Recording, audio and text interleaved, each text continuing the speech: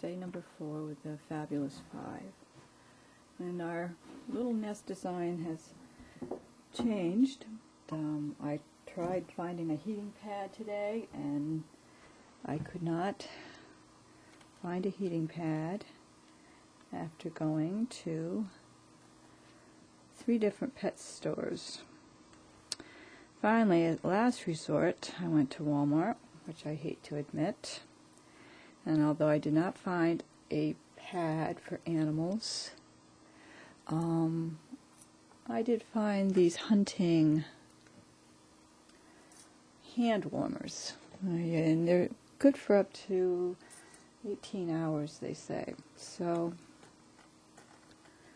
I ended up buying a few of those until I can come up with a better idea.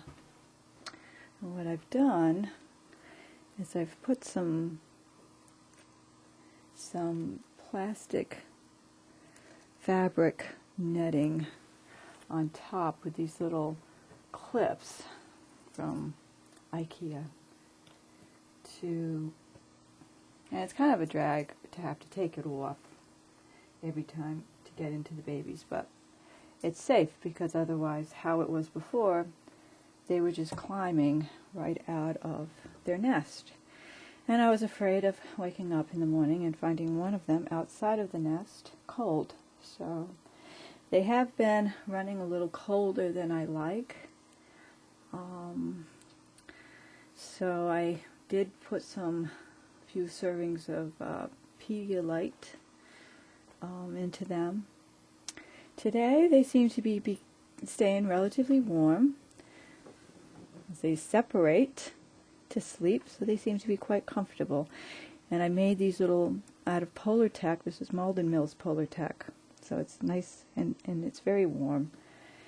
And I made a little sleeve to put just these regular little, I don't know, hunting hot hand warmers in, so that it doesn't get too hot. And this one is just got natural stones. It's a little larger. He seems to really like to be on top. And you just stick it in the microwave for about 40 seconds and put it again inside the Polar Tech fleece sleeve so it doesn't get too warm, but it's just enough. And I've got this other fabric on the bottom that I lined, and it's a reflective fabric. It's the silver flat. I don't know if you can get it. It's that silver fabric which is supposed to reflect heat.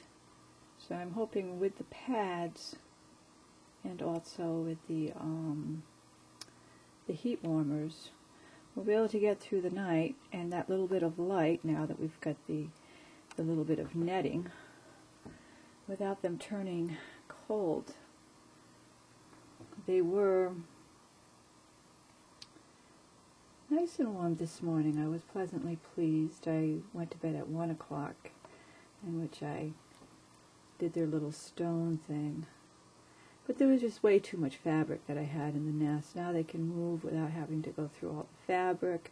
Hopefully they won't climb up on the side so much because the fabric's not going up on the side. So the plastic sides would be a little slippery, and hopefully that'll make them slide back down into their little nest, which is certainly not the nest that Mama made them. I mean, I'm sure they didn't have the penguin full Polar Tech fleece, but hey, you gotta make it work. When they get a little older, it'll make their nest a little more like they should be, with pine needles and pine cones and sticks, and when they can deal with a little less of a warm temperature. They are now, I'm estimating they're about 2 weeks old. Oops. I'm saying about 2 weeks old they are, by the looks of what I've read. I don't really know, obviously, but they are eating about 2 cc's of formula. It's puppy replacement milk. And the 2 cc's is going down pretty good. And what I had read was that 2 cc's for 2 weeks, 3 cc's for 3 weeks, 4 cc's for 4 weeks. So, and then hopefully we get him into nuts and stuff, fruit. But I'm hoping they all survive. I was a little nervous feeling their warm touch, their cooler touch 2 mornings ago. And I'm hoping this system here in their nest will work.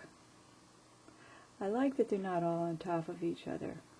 That's obviously they are finding it warm enough, is what I'm thinking.